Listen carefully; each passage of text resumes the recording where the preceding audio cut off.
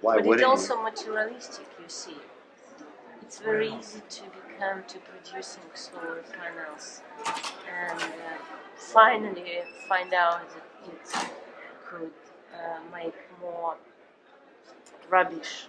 Well, okay. Well, and hopefully you recognize that and you correct for that. I mean, you don't, right. So, I mean, it doesn't mean you stop development in that.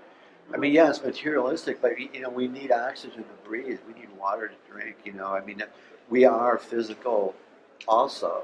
Are we? Well, Sure. I'm reminded of Lao Tzu, Taoist philosopher. I mean, paraphrasing, if I didn't have a body, I wouldn't feel so bad. So are we physical? I don't know. I mean, there are feelings. What are feelings? What is a feeling? There's nothing in science, in biochemistry, in physiology that requires there to be feelings in what's going on in your body, and all the cells are consuming, enzymes are working, glucose is going in. So there's no explanation for why we have a feeling. If it's just a machine, there's no need for. But that's like they cannot explain that. But we have feelings, and so what is a feeling? Is it? I mean, it somehow it seems. I mean, can you have feelings without a body? And do you explain that? I don't explain. I don't have. I'm just raising the question. I have no explanation. And you haven't thought about research which will try to find out the feelings? I don't know if it's answerable.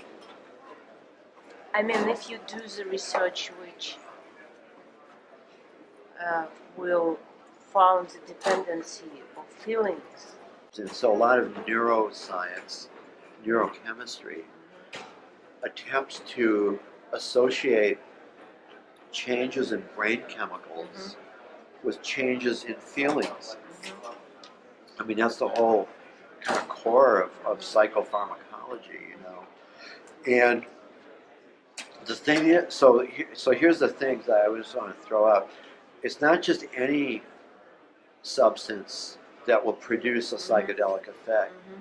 There's special substances that do that. So there's it leads me to think that there's something intrinsic to that thing, psilocybin, LSD, whatever. Okay, is that material or is that just a thought? I mean, ultimately you have to take the substance. You have to interact with it somehow. And so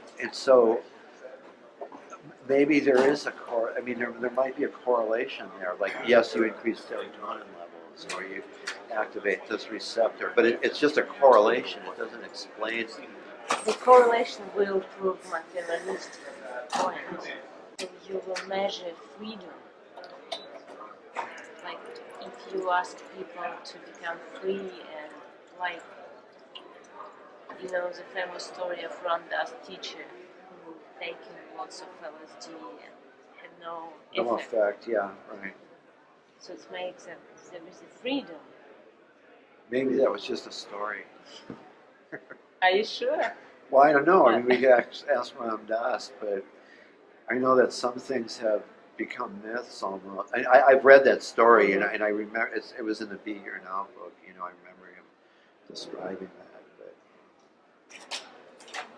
But I don't know. I mean, yeah, certainly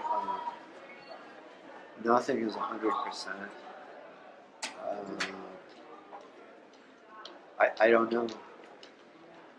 So you would still think that taking substance will make some changes in the brain, independently of his free will.